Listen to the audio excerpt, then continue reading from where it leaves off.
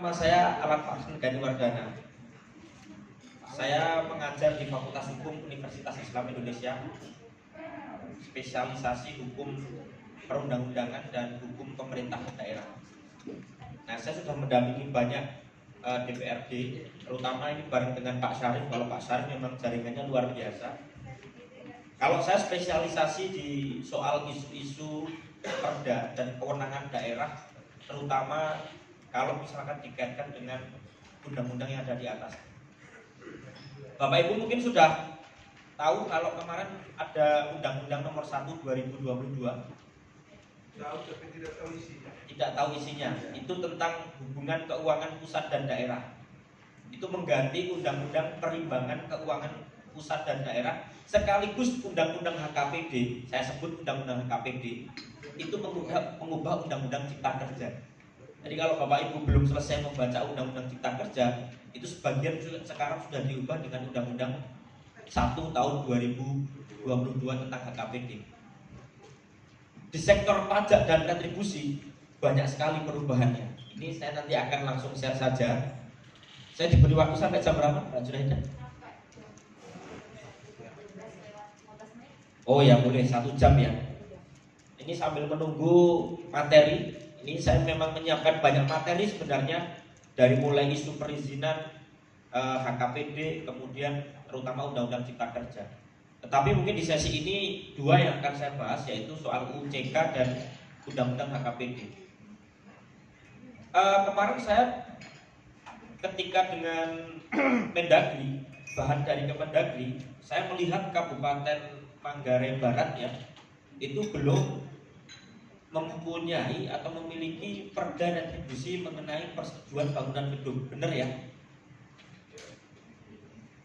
Karena di antara sekian banyak daerah tidak ada Kabupaten Manggarai Barat yang saya lihat kemarin di Desember 2021. Dengan adanya Undang-Undang CK, sebenarnya kan banyak sekali kewenangan daerah itu yang ditarik ke pusat. Ya, di sektor perizinan, kemudian bahkan soal pajak dan retribusi itu juga kemudian semuanya ditarik. Nah, dari sekian banyak permasalahan Undang-Undang CK, jadi Bapak Ibu tidak perlu terpengaruh bagaimana nih sekarang status Undang-Undang CK setelah putusan MK. Lanjut terus. Instruksinya dari pusat, dari Mendagri terutama, daerah lanjut terus menyusun beberapa regulasi yang berkaitan dengan tindak lanjut Undang-Undang CK. Ada 4 yang kami catat, yang itu juga didasarkan SE. Yang pertama itu Perda tentang Retribusi Bangunan Gedung atau PBG. Ini mengubah konsep IMB. Kemudian Perda Retribusi Penggunaan Tenaga Kerja Asing. Di Manggarai Barat ada nggak Pak isu ini? Penggunaan TKA-nya ada nggak? Ada ya? Ada kan pasti ya. Di beberapa daerah ada dan lumayan ini menunjang PAD-nya. Kemudian Perda sekaligus peraturan kepala daerah tentang perizinan, terutama perizinan berusaha. Dan yang keempat itu Perda mengenai bangunan gedung. Nah, data dari Kemendagri Kabupaten Manggarai Barat belum ada kemarin terakhir. Dari sekian banyak kabupaten di Indonesia, baru sekitar 70 daerah yang sudah siap Perda mengenai retribusi bangunan gedung. Dampaknya apa kepada daerah yang belum memiliki perda? Daerah nggak bisa memungut. Kalau nggak punya perdanya, nggak bisa memungut retribusi penggunaan tenaga kerja asing, tidak bisa memungut retribusi persetujuan bangunan gedung atau IMB sebelum punya perdanya. Kemana uang itu? Ditarik ke pusat kalau nggak punya perdanya. Nah, saya nggak tahu apakah kemudian di Kabupaten Manggarai Barat ini sudah mulai menyusun atau bahkan sudah masuk Prokoperda. Sudah Pak. Sudah ya? Sudah. Kalau sudah, berarti yang sudah apa aja Pak? Dari 4 perda yang tadi. Persetujuan bangunan gedung sudah, retribusi. Sudah kementerian. Oke. Perubahan. Kalau yang retribusi penggunaan tenaga kerja asing belum. Sudah.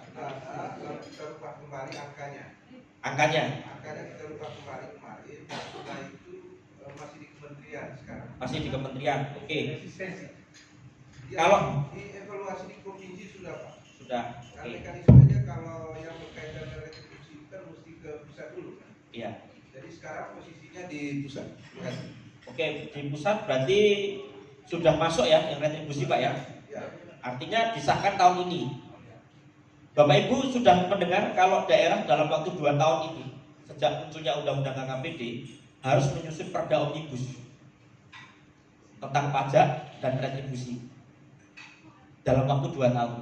Nah ini sekarang undang-undang pembentukan peraturan perundang-undangan ini saya share kepada Bapak Ibu semua. Hari Jumat kemarin DPR RI itu mengadakan forum, salah satunya di Jogja dan di hampir semua daerah, menggali masukan soal perubahan Undang-Undang P3 atau pembentukan peraturan perundang-undangan. Salah satu perubahannya yaitu memasukkan model atau metode Omnibus Law ke dalam pembentukan undang-undang ataupun perda. Nah di dalam Undang-Undang HKPD ini yang nanti juga pekerjaan Bapak Ibu semua, terutama Bapak Perda.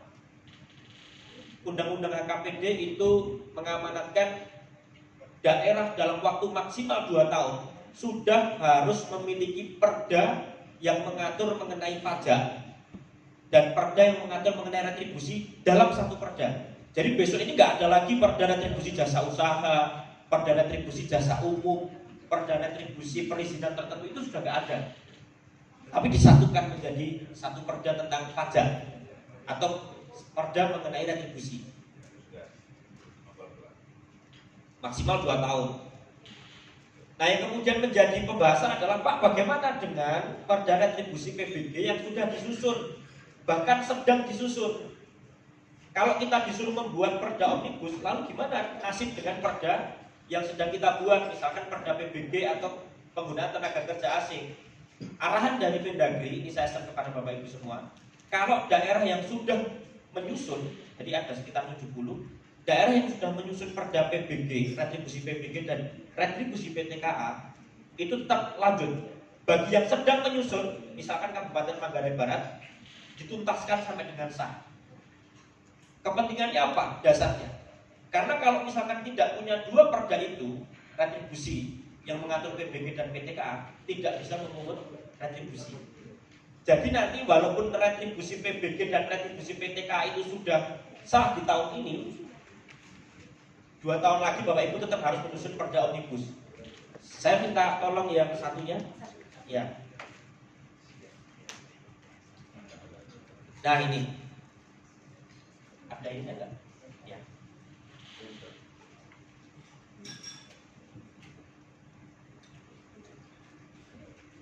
Saya share mulai dari isu ini saja dulu ya Bapak Ibu. Ini penting.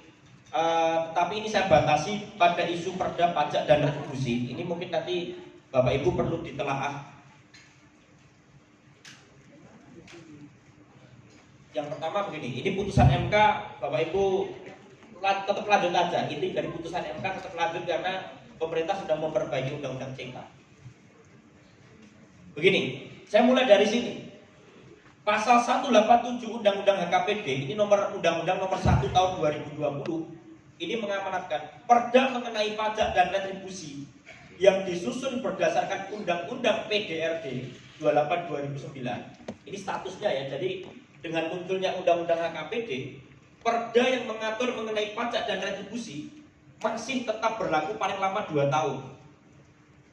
Artinya apa? Silakan nanti Bapak Ibu anggota Dewan dari Kabupaten Manggarai Barat dipetakan berapa banyak perda yang mengatur mengenai pajak dan retribusi yang sudah dimiliki yang dulu disusunnya merujuk pada Undang-Undang PDRD. Dan saya katakan di sini, lalu bagaimana status Undang-Undang PDRD ini? Dicabut dan dinyatakan tidak berlaku dengan Undang-Undang HKPD, terutama yang berkaitan dengan pajak dan retribusi. Jadi kalau besok Bapak Ibu mau menyusun mengenai perda pajak atau retribusi, ini rujukannya tidak lagi Undang-Undang 28/2009, tapi Undang-Undang HKPD. Berarti mau nggak mau, dalam waktu paling lama 2 tahun, Bapak Ibu sudah harus nanti memetakan perda yang mana yang harus dicabut dan segera menyusun perda Omnibus Law yang mengatur mengenai pajak dan retribusi. Apa yang baru? Ini yang ingin saya share kepada Bapak Ibu semua. Saya mulai dari sektor retribusi terlebih dahulu. Dari pajak terlebih dahulu. Oke, ini Bapak Ibu. Kalau kita berbicara mengenai kewenangan memungut pajak, ini adalah undang-undang lama PDRD dan ini adalah undang-undang yang baru. Bapak Ibu bisa melihat pajak hotel, restoran, hiburan tidak ada lagi dikenal dalam undang-undang HKPD. Kalau dulu undang-undang PDAD mengatur pajak hotel, kabupaten atau kota boleh memungut pajak hotel, restoran, hiburan, reklame, penerangan jalan sampai dengan PBB, bahkan terkait dengan biaya perolehan hak atas tanah dan bangunan. Yang saya beri tanda merah ini yang baru yang tidak ada. Yang hilang mana? Hotel, restoran, hiburan ini hilang. Dan diganti dengan pajak barang dan jasa tertentu atau PBJT. Lalu kemudian juga mendapatkan option itu pertambahan nilai. Ini option pajak kendaraan bermotor dan option BPNKB. Ini terkait dengan kendaraan bermotor, bea balik nama kendaraan bermotor. Ini nanti perimbangan atau bagi hasil dengan provinsi. Ini yang baru. Nah, lalu dengan munculnya undang-undang KPD, boleh nggak daerah kabupaten itu ke depan mengatur atau tetap memungut hotel, restoran, dan hiburan? Kalau kita membaca apa yang dimaksud dengan pajak barang dan jasa tertentu, ternyata undang-undang ini mereklasifikasi atau menyederhanakan. Jadi yang dimaksud dengan pajak barang dan jasa tertentu ini meliputi 5 hal ini. Jadi besok nggak ada lagi pajak hotel, pajak restoran, tetapi menjadi pajak barang dan jasa tertentu, dan ini lebih luas meskipun dipersempit. Satu, misalkan kalau dulu namanya pajak restoran, sekarang menjadi makanan dan atau minuman, lebih luas. Tidak hanya restoran, tapi namanya bukan pajak makanan dan atau minuman, bukan pula pajak restoran, tetapi pajak barang dan jasa tertentu. Ini. Jadi tidak hanya restoran, tapi makanan dan atau minuman. Tenaga listrik, kalau dulu pajak hotel, sekarang jasa perhotelan. Jasa perhotelan lebih luas daripada pajak hotel. Jasa parkir termasuk parkir valet, dan ini yang baru Bapak Ibu, ini yang tidak ada. Bahkan jasa kesenian itu juga nanti bisa dipungut oleh daerah pajak. Jasa kesenian ini masuk jasa kesenian dan hiburan. Ini berkaitan dengan pajak. Jadi kalau ke depan Bapak Ibu menyusun perda pajak, nggak boleh lagi pakai ini. Pakainya yang baru ini, undang-undang HKPD. Nah, selain di sektor pajak, saya juga akan menguraikan. Ini kalau yang option, ini nanti bagi hasil dengan provinsi, pajak kendaraan bermotor dan bea balik nama kendaraan bermotor. Nah ini Bapak Ibu, yang retribusi, ini juga menarik. Kalau retribusi kan memang golongannya hanya ada 3, umum, usaha, dan perizinan tertentu. Dari jumlah objek retribusi itu dari 32 jenis, disederhanakan menjadi 8 jenis pelayanan. Contoh ini misalkan, retribusi jasa umum, dari semua ini, besok tinggal ini Pak. Sedikit sekali. Yang saya merahi ini berarti ada diatur dalam undang-undang KPD. Sisanya hilang, gak lagi dipungut oleh daerah. Nah, ini Bapak Ibu bisa membayangkan ini banyak sekali yang ditarik oleh pusat. Misalkan apa sih? Pelayanan pendidikan, kemudian pengujian kendaraan bermotor, pemeriksaan alat pemadam kebakaran, terang ulang. Bisa dialog sedikit? Boleh, silakan Pak. Tidak jenuh. Jadi menarik tadi soal pergeseran dari undang-undang Cipta Kerja ini yang berlakunya 2 tahun lagi Pak, berlakunya. Yang dari KPD. Ya, itu tadi yang terbuat misalnya salah satunya pajak golongan galian C. Lalu yang kedua adalah itu pajak hotel itu apakah kerjanya termasuk hostel dan kos-kosan yang sekarang di APBD kita itu menjadikan objek pajak. Apakah di undang-undang terbaru ini nanti yang dikatakan kan itu hanya sampai di hotel saja Pak. Nah, mungkin sekian. Ya, baik. Begini Bapak Ibu, meskipun ini undang-undang HKPD kemudian sudah mengatur mengenai soal tadi pajak, Bapak Ibu yang kemudian perlu dicermati adalah undang-undang HKPD itu ternyata mengamanatkan teknisnya ke peraturan pemerintah. Soal galian C, soal kemudian apa yang dimaksud dengan pajak hotel, apakah bisa menjangkau kos-kosan apa tidak. Undang-undang HKPD tidak merinci detail. Baru memberikan reklasifikasi dan penyederhanaan. Yang teknisnya itu nanti diatur oleh peraturan pemerintah, dan peraturan pemerintah itu sampai sekarang belum ada. Jadi memang harus bersabar. Undang-undang HKPD karena ini baru di bulan Januari kemarin, perintahnya adalah, makanya kan begini, daerah nanti akan menyesuaikan waktu paling lama 2 tahun, karena peraturan pemerintah yang nanti akan mengatur mengenai HKPD itu juga akan dimunculkan maksimal paling lama juga 2 tahun. Artinya apa? Juklak dan juknisnya itu memang belum ada sampai dengan hari ini. Karena apa? Karena Mendagri saya melihat masih fokus mengawal beberapa daerah yang belum memiliki perda yang sudah diamanatkan oleh SE Mendagri. Contoh ini misalkan saya sebutkan di sini. Di dalam SE Mendagri, ini salah satunya, ini SE nomor 11 5976. Daerah harus menyusun ini perda penggunaan tenaga kerja asing, retribusi dan pembangunan persetujuan bangunan ini mengganti IMB. Dan ini yang tadi saya sebutkan, ini data dari Mendagri, Pak. Dari SE itu baru 73 kabupaten kota yang sudah ada perda mengenai retribusi bangunan gedung. Dan tadi saya mengatakan Kabupaten Manggarai Barat ternyata masih proses di sini. Jadi masih menunggu PP, Pak, masih menunggu peraturan pelaksana. Saya lanjutkan di sini tadi. Ini yang retribusi jasa umum ada perubahan paradigma. Jadi dari sekian banyak sekarang menjadi pelayanan kesehatan, kebersihan, parkir di tepi jalan umum, pelayanan pasar dan pengendalian lalu lintas. Yang usaha ini yang merah semua ini masih ada, Pak. Semuanya masih ada kecuali retribusi terminal dan kemudian pemakaian kekayaan daerah ini sudah tidak ada lagi. Lalu yang terakhir, retribusi perizinan tertentu ini berubah semua. Izin tempat penjualan minuman beralkohol, IMB, gangguan trayek, izin usaha perikanan ini tidak ada lagi. Silakan.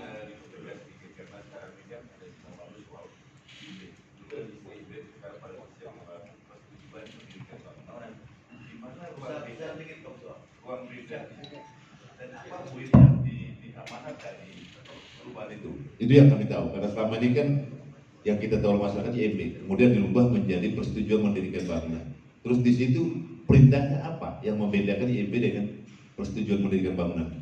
Baik. Yang membedakan pertama istilah, dari segi istilah IMB menjadi persetujuan bangunan gedung. Kemudian yang kedua, proses teknisnya itu lebih sederhana. Saya punya, Pak, draft rapordanya.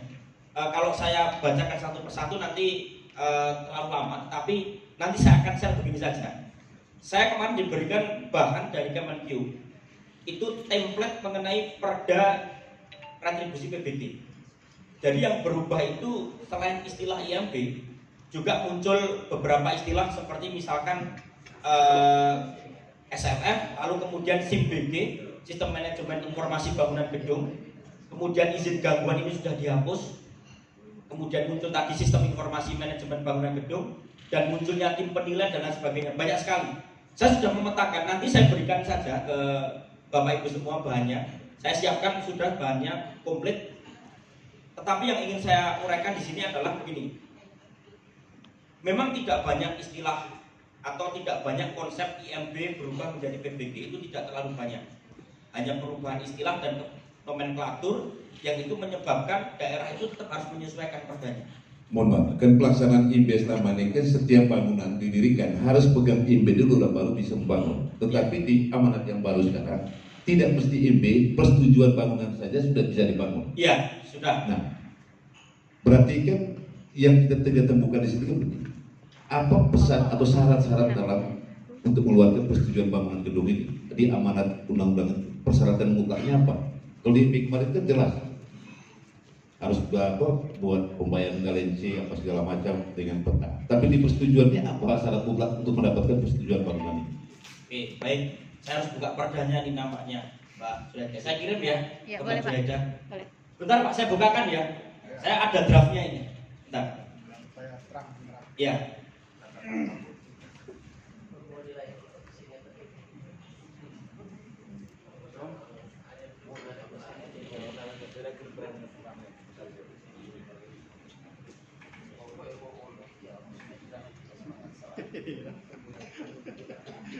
Lambat Pak untuk satu.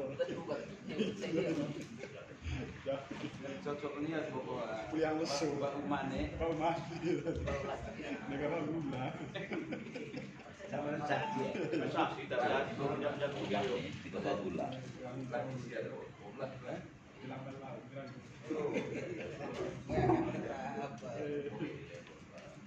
Jam dulu ya. Jam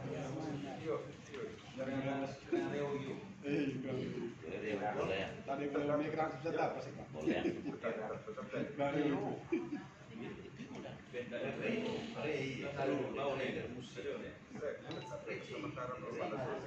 Terima kasih.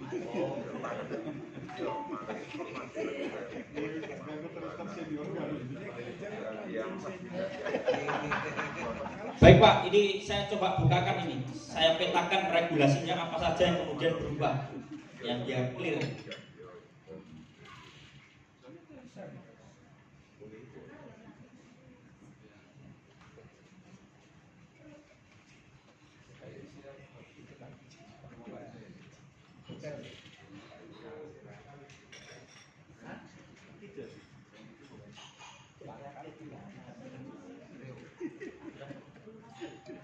Sudah masuk. Kabinet campuran.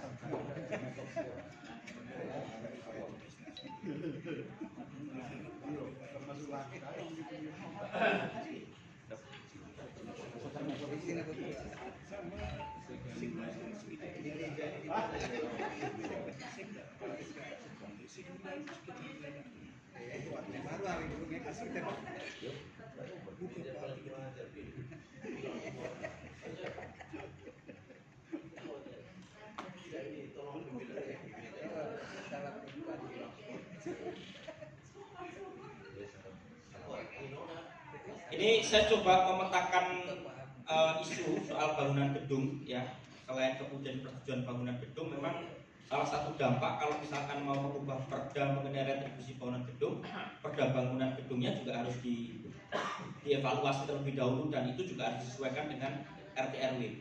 Bahkan terhadap daerah-daerah yang sudah membentuk perda RT RW di tahun 2021 tetapi belum menindaklanjuti perda BG, itu nanti di perda yang bangunan gedung tinggal ditegaskan bahwa yang dimaksud dengan IMB itu berubah menjadi PBG. Nah ini saya coba ini Mas, saya uraikan pemetaan apa saja sih sebenarnya poin-poin yang berubah ini biar sekalian ya, silakan ditampilkan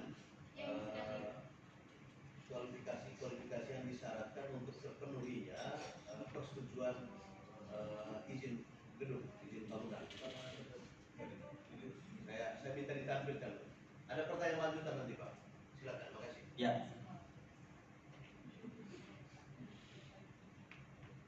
Bentar Pak ya.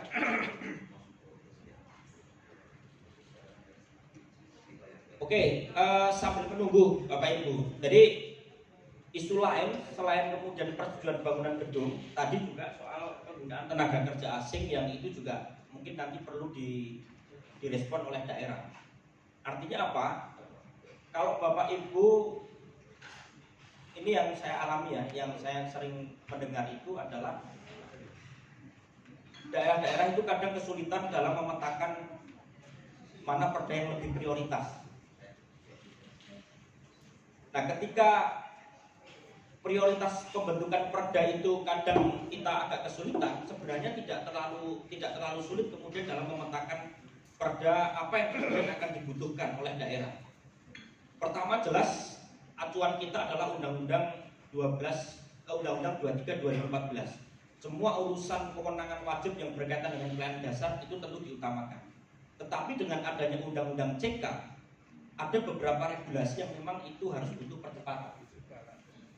Nah, ini Pak. Ini kemarin saya membantu senior saya.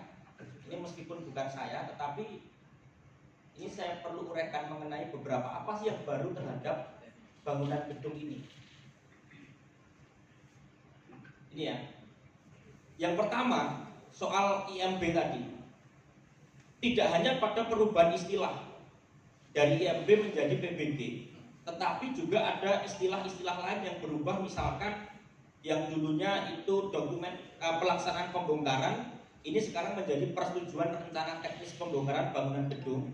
Juga kemudian muncul istilah-istilah lain, misalkan seperti tim profesi ahli, tim penilai teknis, dan kemudian muncul juga istilah sistem informasi manajemen bangunan gedung atau SIMBG. Nah, apa sih yang kemudian berubah? Ini pemetaan regulasi saya. Kalau teknis mengenai bangunan gedungnya saya tidak menguasai, tapi dari regulasi ini yang nanti bisa saya berikan ke Bapak Ibu semua. Apa saja yang kemudian baru dan dihilangkan? Contoh misalkan, satu, dihilangkannya kewenangan Pemda menetapkan fungsi bangunan gedung. Dasarnya apa? Ini sudah saya berikan dasar. Pasal 24 angka 3 Undang-Undang Cipta Kerja. Dihilangkannya kewenangan Pemda untuk memberikan persetujuan dan penetapan kembali perubahan fungsi bangunan gedung. Ini beberapa hal yang baru. Kemudian persyaratan administratif dan teknis untuk bangunan gedung adat, gedung semi permanen dan gedung darurat pada daerah lokasi ini sekarang ditetapkan oleh Pemda. Lalu persyaratan administratif dan persyaratan teknis bangunan gedung ini sekarang berubah hanya standar teknis. Jadi syaratnya disederhanakan lagi. Kemudian dihapuskannya juga kewenangan pemerintah dalam menyediakan informasi secara terbuka soal bangunan gedung. Lalu penyelenggaraan bangunan gedung itu tahapannya juga sudah didetail dari mulai pembangunan, pemanfaatan, pelestarian sampai dengan pembongkaran. Tahapannya perencanaan, pelaksanaan dan pengawasan. Ini saya petakan di sini, Pak. Apa sih dari tahap perencanaan dulu? Misalkan Pemda nggak lagi berwenang untuk menyetujui rencana teknis bangunan gedung dalam bentuk izin mendirikan bangunan. Ini dalam perencanaan. Kemudian dalam tahap pelaksanaan, kewenangan Pemda mengeluarkan PBG ini setelah mendapatkan pernyataan pemenuhan standar teknis bangunan gedung. Banyak sekali Pak yang berubah di sini. Ini nanti saya akan berikan ke Bapak Ibu semua. Apa saja yang kemudian berubah dan apa saja yang nanti tinggal dikomparasi. Daerah ini tidak punya kewenangan apa dan apa yang berubah. Tapi kalau soal teknis apa itu sertifikat layak fungsi, saya tidak menguasai kalau soal itu. Tetapi kalau untuk regulasinya, saya sudah mencoba untuk memetakannya. Teknis dari mulai perubahan istilah sampai dengan mulai tahap perencanaan, pelaksanaan, pengawasan, pemanfaatan, bahkan pelestarian, sampai dengan tahap pembongkaran, sampai dengan sanksi. Ini kami petakan semua Pak di sini. Jadi monggo ini nanti bahannya saya berikan semua. Saya punya 6-7 bahan. Nanti monggo silakan Bapak Ibu boleh membawa materi saya semua, meskipun tidak semuanya kemudian saya sampaikan di sesi ini, tapi PowerPoint yang saya buat insya Allah sudah sangat sederhana dan itu bisa dimengerti oleh Bapak Ibu karena ada rekomendasi di terakhirnya itu yang paling penting. Silakan Pak. Pak, minta maaf Bapak, saya antara IMB dan persetujuan bangunan gedung sebenarnya tidak jauh berbeda ya. Tapi kelihatannya dari penjelasan ini lebih ribet lagi ini persetujuan bangunan gedung, hanya mempersulit lagi pengusaha atau investor untuk itu. Kemudian hal lain yang saya lihat di sini ada begitu banyak kewenangan daerah otonom yang akhirnya harus ditarik lagi ke pusat. Betul. Bukankah ini kewenangan daerah otonom? Satu, yang kedua, sepertinya orang pusat ini termasuk Pak sendiri sedang belajar ini barang, belajar administrasi dan lain sebagainya. Artinya tidak ada yang baku yang bisa diikuti oleh daerah, sehingga yang mengalami kesulitan itu daerah sebagai pelaksana semua yang paling akhir dari seluruh proses pembangunan di negeri ini. Jadi kemudian tadi ada soal pajak hotel dan lain sebagainya. Itu juga dikebiri. Ada begitu banyak hal, misalnya dalam perda yang sudah dibuat oleh daerah, pajak hotel, restoran, kemudian ada kos-kosan dan lain sebagainya. Tapi saya lihat di yang baru itu sudah semakin kecil lagi. Artinya ini juga sepertinya menekan daerah untuk tidak bisa mendapatkan apa-apa. Karena prinsip peraturan daerah yang dibentuk di daerah ini pertama untuk kesejahteraan rakyat. Dan tentu juga misi lainnya adalah untuk mendapatkan PAD. Tapi kalau saya bandingkan ini daerah ini semakin mengalami kesulitan di kemudian hari. Terima kasih untuk. Baik, yang mengeluh begitu tidak hanya Bapak Ibu semua, tapi semua DPRD mengeluh Pak kemarin. Karena apa? Kewenangannya hampir semuanya ditarik ke pusat. Tidak hanya soal PBG, soal pajak dan retribusi. Dalam penetapan tarif pun ini saya sampaikan. Dalam penetapan tarif, ketika misalkan besok Bapak Ibu menyusun perda mengenai pajak dan retribusi, kalau tarifnya itu ditinjau oleh pusat nggak sesuai, maka yang akan menetapkan tarif itu adalah pemerintah pusat. Tarif retribusi itu ditegaskan Pak di dalam PP. Jadi daerah itu memang tidak bisa berkembang atau tidak bisa berkreasi banyak setelah munculnya undang-undang CK, bahkan undang-undang HKPD. Dalam sektor pajak pun, jangankan perdanya dulu, rancangan perda itu dievaluasi dulu Pak. Rancangan perdanya. Contoh nih, yang retribusi PBG ini kan semua rancangannya sudah disiapkan oleh Kementerian. Kalau nggak sesuai template tinggal coret aja. Yang penggunaan tenaga kerja asing juga begitu. Apalagi besok yang di sektor pajak dan retribusi lain, sebelum jadi draft perdanya itu dievaluasi dulu Pak. Belum nanti soal rencana pembangunan industri itu juga dievaluasi semua. Artinya memang tidak banyak. Nah oleh karena itu tadi saya katakan inti dari soal bangunan gedung dan persetujuan bangunan gedung dari pemetaan regulasi saya ini memang banyak kewenangan Pemda yang sudah tidak ada lagi soal PBG itu. Mungkin nanti Bapak Ibu bisa diskusi dengan Dinas PU lah. Kalau misalkan soal ini ya, soal teknisnya bagaimana, karena Dinas PU pun juga dibuat bingung dengan regulasi ini. Nah, ini banyak memang sektornya, ada sektor pajak dan kemudian regulasi. Nah, saya boleh kembali ke materi yang tadi.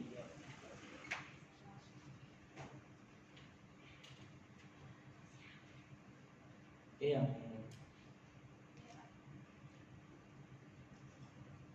yang satunya, yang merah. Ya, ini aja. Ya.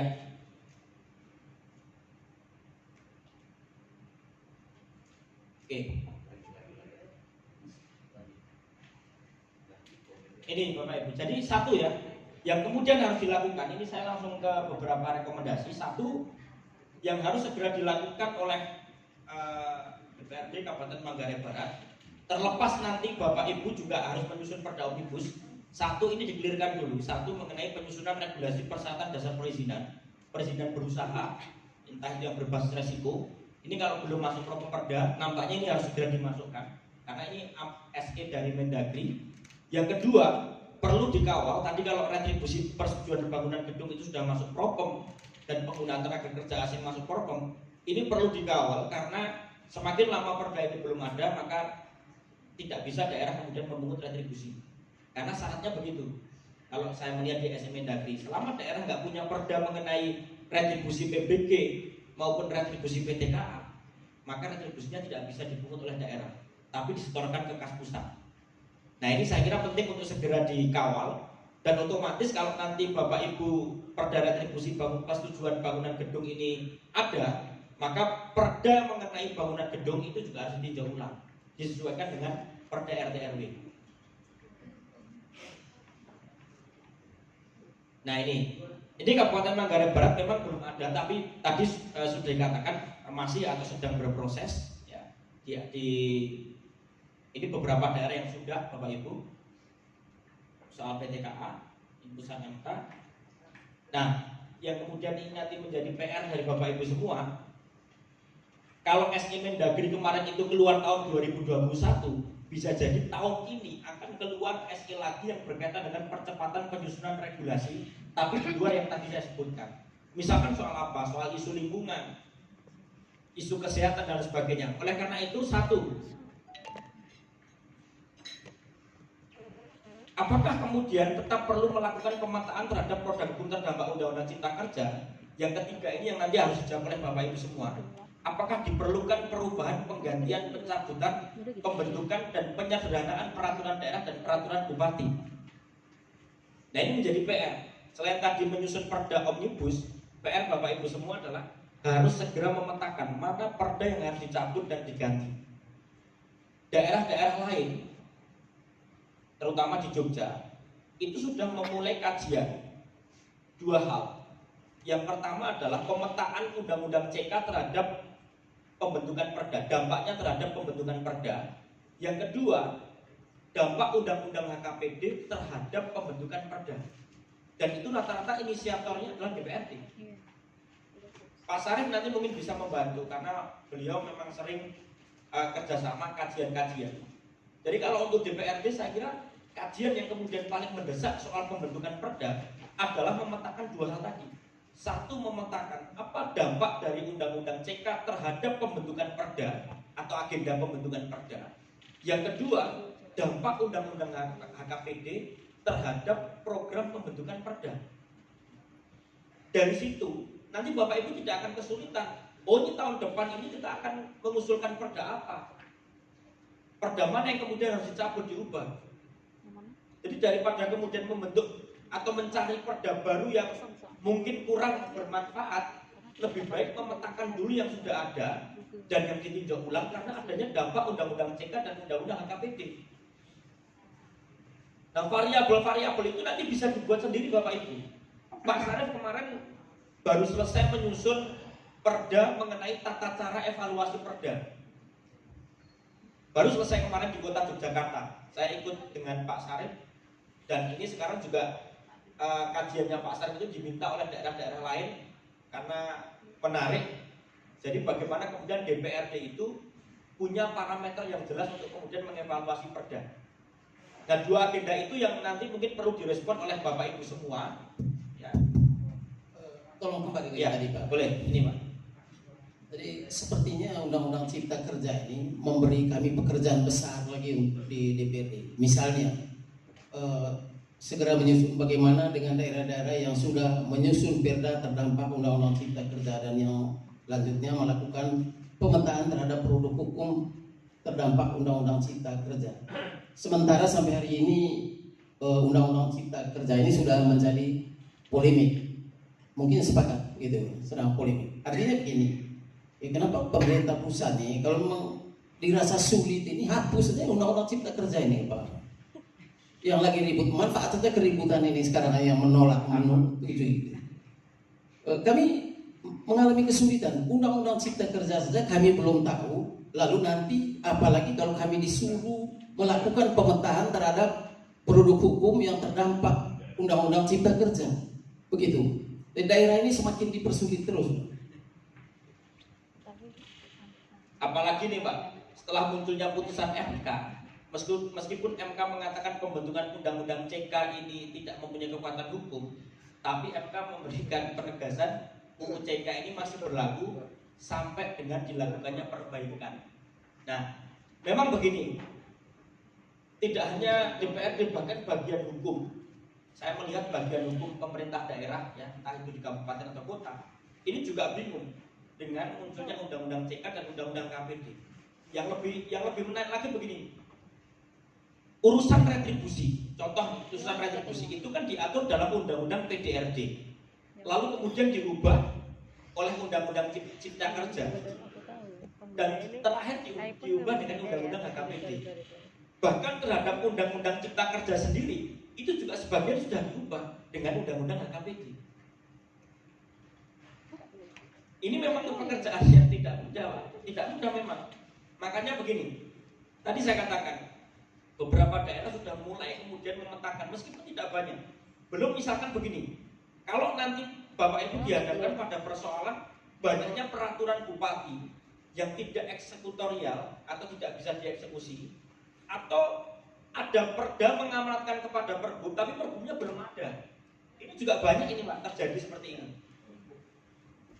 Jadi problem daerah belum clear soal perda, problem soal peraturan kepala daerah itu juga lebih kompleks lagi. Beberapa daerah mengeluh kemarin Pak ketika Pak Sarif mendampingi yang Kabupaten Purworejo, Dewannya mengatakan kami punya perda mengenai pertanian, dan perda pertanian itu mengamanatkan banyak ke peraturan bupati, dan itu sudah disahkan kalau nggak salah tahun 2013, tapi sampai dengan tahun terakhir 2021 kemarin peraturan bupatinya nggak ada. Padahal amanatnya berapa tahun di situ, paling lambat maksimal 2 tahun harus ada regulasinya. Itu nggak ada. Belum nanti misalkan kalau ada peraturan bupati yang tidak sesuai dengan perda misalnya.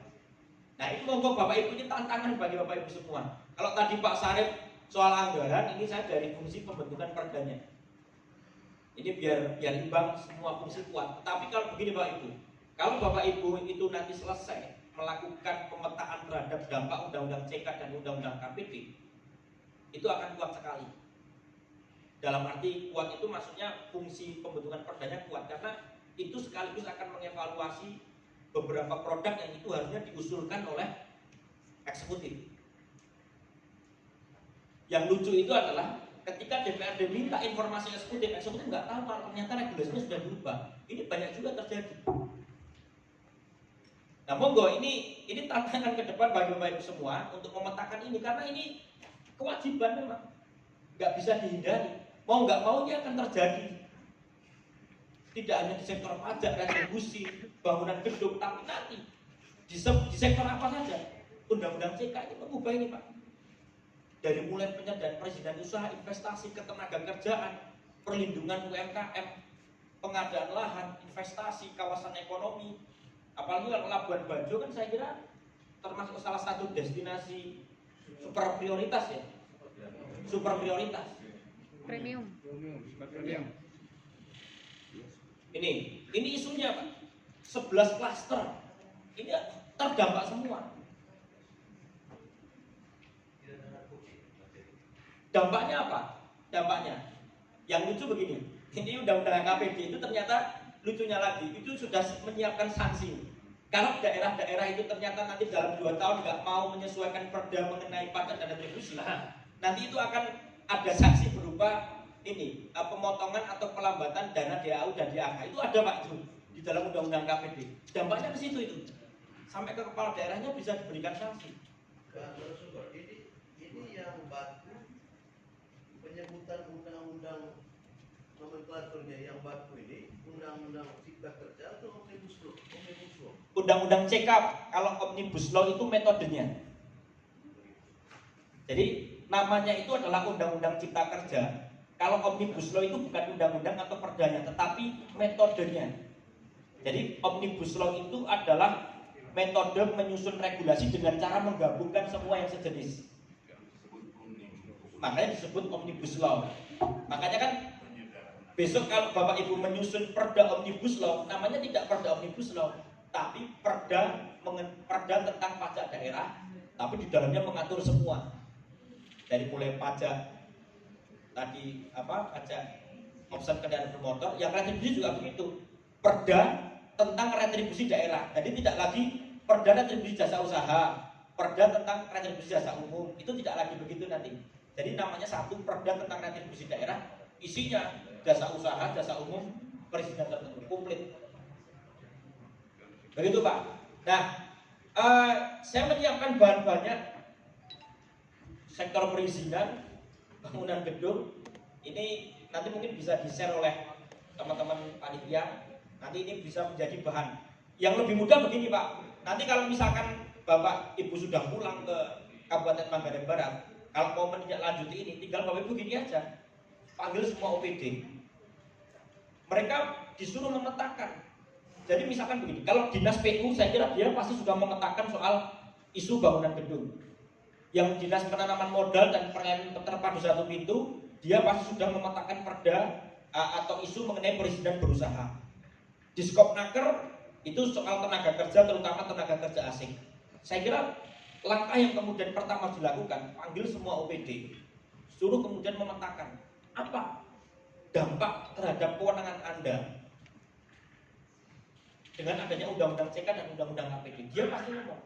Kayak Purworejo kemarin sampaikan, ini Pak, kita punya begini, ternyata Pemdanya nggak punya anggaran, akhirnya kemudian diambil oleh DPRD menjadi inisiatif DPRD perdanya. Rata-rata begitu.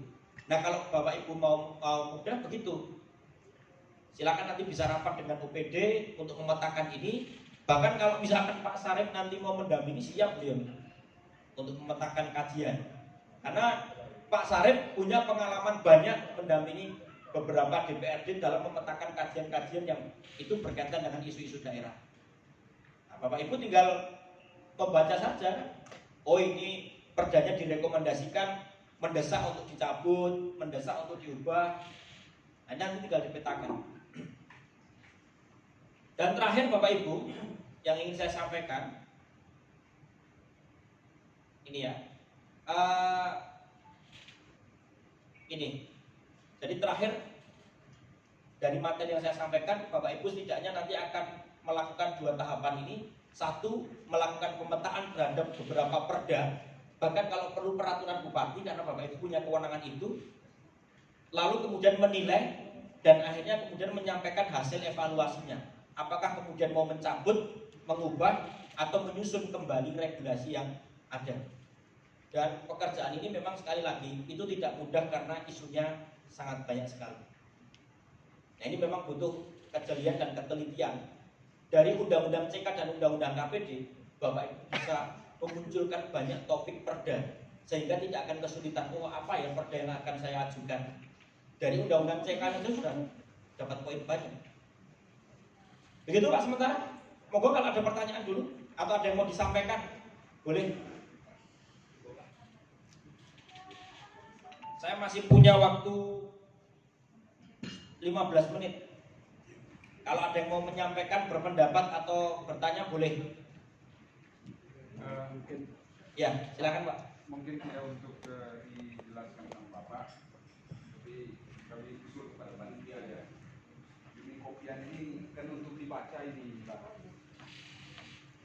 Jadi saya sudah tanya teman saya di sebelah ini, dia tidak bisa baca karena terlalu kecil. Oh ya. Ya. Sovelnya Pak Sarif. Siap. Kalau bisa di copy ulang ini, satu slide ini kalau bisa satu halaman ini cukup 2 slide lah. Ya, terima kasih. Baik, ada lagi Pak? Silakan.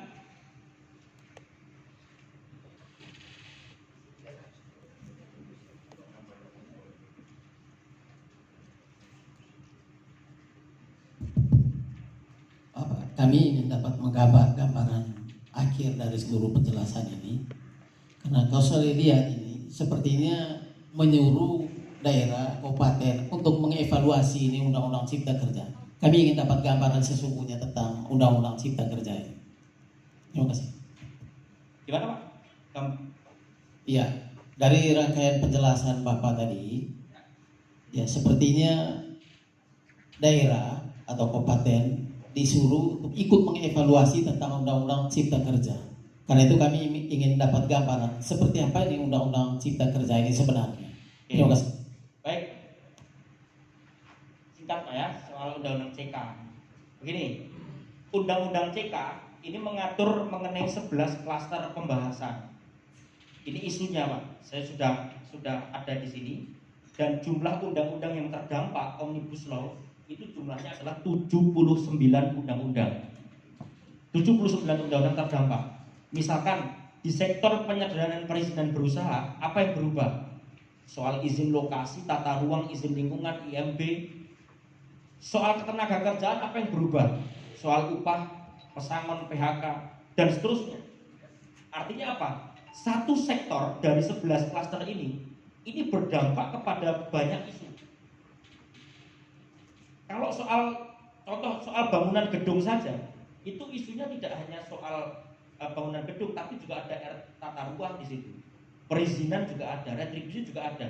Maka Undang-Undang Cipta Kerja yang disahkan tahun 2020 ini mengatur 11 klaster pembahasan dengan jumlah undang-undang yang terdampak itu 79 undang-undang yang ini masing-masingnya.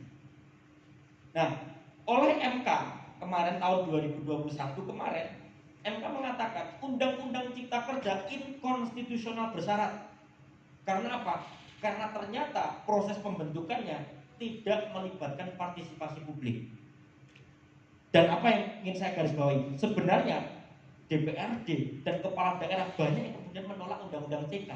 Tapi saya tidak mengatakan tidak berani, tapi tidak kemudian langsung mengadvokasi seperti misalkan melakukan judicial review. Contoh, Erzaldi Rosman, Gubernur Provinsi Kepulauan Bangka Belitung, partainya kalau nggak salah dari Gerindra. Ketika Undang-Undang Minerba itu disahkan, mereka langsung menggugat Undang-Undang Minerba itu ke MK, meskipun putusan MK tidak mengabulkan. Tapi Erzaldi Rosman sebagai gubernur mengatakan Undang-Undang Minerba ini merugikan daerah karena semuanya menjadi sentralisasi. Nah, di Undang-Undang CK banyak daerah dirugikan, tapi saya belum melihat ada Pemda atau DPRD mengajukan gugatan Undang-Undang CK. Kemarin ketika Pak Sarif mendampingi ketika di Banjarnegara, bahkan salah satu anggota dewan mengatakan siap kalau kita mau menggugatnya judicial review. Nah, saya nggak yakin apakah kemudian itu akan ditindaklanjuti apa tidak. Tapi kalau dari segi kewenangan, ini saya uraikan, dari segi kewenangan memang banyak dirugikan daerah itu dengan adanya undang-undang CK ini. Nah, meskipun begini Pak, MK mengatakan inkonstitusional, tapi undang-undang itu tetap berlaku sampai dengan perbaikan. Nah, ini sekarang sedang diperbaiki. Enggak, ya. Saya tahu sedikit Pak berkaitan dengan yudikaris soal undang-undang cipta kerja ini. Ya. Jadi ada tidak ruang itu karena selama ini kita melihat senjata yang dipakai oleh MK itu ada istilah open legal policy. Open legal Ya. policy. Nah, kalau misalnya daerah ini melakukan gugatan terkait dengan judicial review itu undang-undang cipta kerja, kira-kira seperti apa tahapannya? Lalu ruang untuk menyetujui atau menolak dari apa ini gugatan ini seperti apa? Baik. Gugatan di MK itu yang paling penting ada legal standingnya, kedudukan hukumnya terlebih dahulu. Kalau saya tiba-tiba mengajukan gugatan ke MK menguji misalkan kewenangan sektor pajak dan retribusi yang sentralisasi, nggak bisa. Pasti saya ditolak. Kenapa? Karena saya tidak punya legal standing. Yang punya legal standing untuk menguji undang-undang CK, terutama berkaitan dengan kewenangan daerah, itu hanya dua. Satu, pemerintah daerah, dalam hal ini bupati dan OPD-nya. Yang kedua adalah anggota DPRD, entah itu provinsi maupun kabupaten kota. Itu satu. Jadi yang pertama kalau mau mengajukan gugatan ke MK, satu harus punya legal standing. Bapak Ibu punya nggak legal standing? Punya. Satu. Yang kedua, apa yang mau diuji? Karena materi undang-undang CK ini banyak sekali. Apa yang mau diuji? Katakanlah Bapak Ibu mau menguji soal sektor pajak dan retribusi, bisa dengan dijalankan. Masa kami menetapkan tarif retribusi dan pajak, tapi kalau misalkan pemerintah pusat nggak cocok, pemerintah pusat yang menetapkan tarif, otonominya di mana? Padahal apa? Otonomi itu kan ditegaskan di dalam pasal 18. DPRD kan disebut di situ Pak sebagai unsur penyelenggara pemerintahan daerah. Nah, oleh karena itu, kalau legal standing sudah masuk, yang kedua permohonannya apa? Sektor retribusikah yang mau diuji? Pajak, bangunan gedung, atau apa? Atau mau semuanya? Banyak sekali. Dan yang ketiga, langsung kemudian mengajukan gugatan. Jadi begini Pak, gugatan di MK itu biayanya sangat murah sekali. Biayanya itu hanya untuk apa? Kopi berkas, sidangnya online. Bapak Ibu bisa dari rumah kalau sidang. Gak perlu harus ke Jakarta, gak perlu. Tanpa kuasa hukum di MK bisa nggak? Bisa. Bisa di MK. Tanpa lawyer itu bisa. Kalau di luar MK nggak bisa, tapi kalau di MK tanpa lawyer itu bisa. Dan Bapak Ibu nggak perlu bolak-balik ke Jakarta tiap sidang, tinggal di rumah aja buka laptop Zoom, mendengarkan, ngomong, selesai. MK sekarang begitu. Artinya kalau memang mau mengajukan gugatan, biayanya itu tidak mahal ya, karena Bapak Ibu tidak perlu terbang bolak-balik. Kalau ke Jakarta itu hanya sekali, paling antar berkas. Nah monggo Pak, ini kalau saya mau menggugat undang-undang CK, saya nggak punya legal standing. Tapi kalau Bapak Ibu semua punya legal standingnya. Begitu Pak Sarif ya? Siap mendampingi Pak Sarif kalau bisa review ke MK. Nah ya, itu Pak, kalau yang Minerba sudah diawali oleh Erzaki Rosman tadi saya katakan, tapi tidak dikabulkan oleh MK. Nah monggo kalau undang-undang CK lebih banyak daripada undang-undang Minerba kalau ini mau kita gugat. Nah kita prinsipnya siap mendampingi Pak Sarif ya, siap mendampingi. Biayanya saya katakan tidak terlalu mahal lah. Sidang di MK itu online bisa Pak. Begitu Pak? Ada lagi? Cukup Bapak Ibu? Baik, sementara cukup ya. Ini untuk materinya saya share ke panitia, nanti mohon bisa diteruskan karena cukup banyak sebenarnya materi yang saya sampaikan. Saya terima kasih sudah diundang untuk memberikan materi di DPRD Kabupaten Manggarai Barat ya. Salam kenal Bapak Ibu semua. Semoga apa yang saya sampaikan bisa bermanfaat dalam pelaksanaan fungsi Bapak Ibu sebagai anggota DPRD. Terima kasih, saya tutup. Wassalamualaikum warahmatullahi wabarakatuh.